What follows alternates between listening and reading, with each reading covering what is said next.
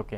అంటే sir males ఎక్కువ ఏ క్యాన్సర్‌కి ఎఫెక్ట్ అవుతూ ఉంటారు? ఫిమేల్స్ పర్టిక్యులర్‌గా ఏ కైండ్ ఆఫ్ క్యాన్సర్‌కి ఎక్కువ ఎఫెక్ట్ అవుతూ ఉంటారు? మనం ఇండియాలో తీసుకుంటే కనుకండి మేల్స్లో అన్నిటికన్నా ఇండియాలో మోస్ట్ కామన్ అనేది head neck cancers. Head neck cancers అనగా తల మరియు మెడ భాగంలో వచ్చాయి. దానిలో స్పెసిఫిక్గా oral cavity cancers. Oral cavity అంటే నోటికి సంబంధించిన క్యాన్సర్, నాలుక, దవడ, బుగ్గల్ క్యాన్సర్ వీటల్. ఎందుకంటే మనం ఈ పొగాకు రిలేటెడ్ సబ్స్టెన్సెస్ ఏవైతే తంబాకు, గుట్కా, ఖైని, బీడి, రకరకాల ఆల్కహాల్, మద్యం ఇవన్నిటికి రిలేటెడ్ కాబట్టి ఇది ఎక్కువగా వస్తుంది. Second is lung related and smoking related దానివల్ల, ఇంకా ఎన్విరాన్మెంటల్ కాజెస్ వల్ల. ఆడవాళ్ళల్లో అయితే రొమ్ము క్యాన్సర్లు, సర్విక్స్ అండ్ యూట్రైన్ అంటే గర్భసంచి ప్లస్ గర్భసంచి ముఖద్వార ప్రవేశ క్యాన్సర్ ఇవి ఎక్కువగా ఉంటాయి.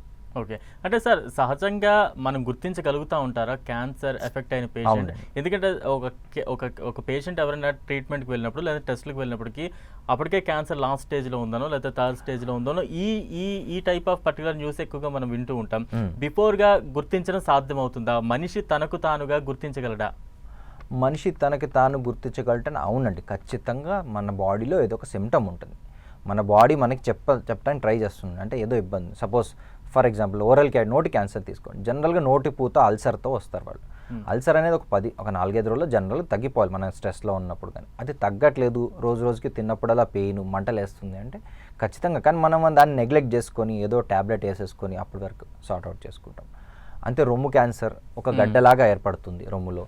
అది పెరగడమో నొప్పి చేయడమో చేస్తుంది. సర్లే చూయించుకుందాం, లేదు కొంతమంది మొహమాటం, వెళ్ళాలా వద్దా అనే భయానికి, కడుపులో మనకి అజీర్ణం కానీ, సరిగ్గా వెయిట్ లాస్ కావటం కానీ, ఇదొక సిమ్టమ్. అంటే ఏదో ఒక రూపంలో అది మనకి చెప్తుందండి మన బాడీ అనేది. మనం దాన్ని నిర్లక్ష్యం చేసి కొంతమంది మీరు చెప్పినట్టు రేర్గా కొంతమందికి ఏవి సిమ్టమ్స్ తెలియకుండానే sometimes they are diagnosed in very last stages.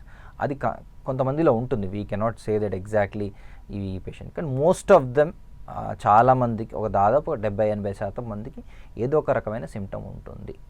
ఆ సిమ్టమ్ని మన బాడీ ఇది నాకు నార్మల్ కాదు, ఇదేదో అబ్నార్మల్గా ఉందని మనం గుర్తించుకోవాలి.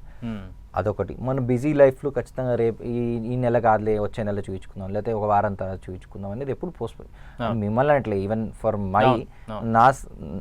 మై సెల్ఫ్ నాకు ఏమైనా చిన్న ప్రాబ్లం ఇవాళ కాదులే మళ్ళీ నెక్స్ట్ వీక్ ఎప్పుడైనా చూపించుకుందాం. ఎందుకంటే ఈ మన షెడ్యూల్లో మనకి మనం ఇచ్చే ప్రయారిటీ అనేది తగ్గిపోయింది. సో మన వర్క్ లైఫ్ బ్యాలెన్స్లో అది కోల్పోతాం. ఆ డిలే వల్ల ఏంటంటే డయాగ్నోస్టిక్ డిలే అవుతుంది. హాస్పిటల్ వెళ్ళగానే డే 1 ఎమ్మటే దాన్ని గుర్తుపట్టడానికి కొంచెం కష్టం. దానికి కూడా ఒక ప్రొసీజర్ ఉంటుంది, ఒక స్టెప్ వైజ్ టెస్టింగ్ ఉంటుంది. సో దానివల్ల ఇట్ గెట్స్ డిలేడ్ అండి. దాదాపు 70-80% మన బాడీ మనకు చెప్తుంది. ఒక 10-20% మంది జనరల్ ఇట్ ఈస్ రేర్, మనకి తర్వాత తెలుస్తుంది. ఓకే.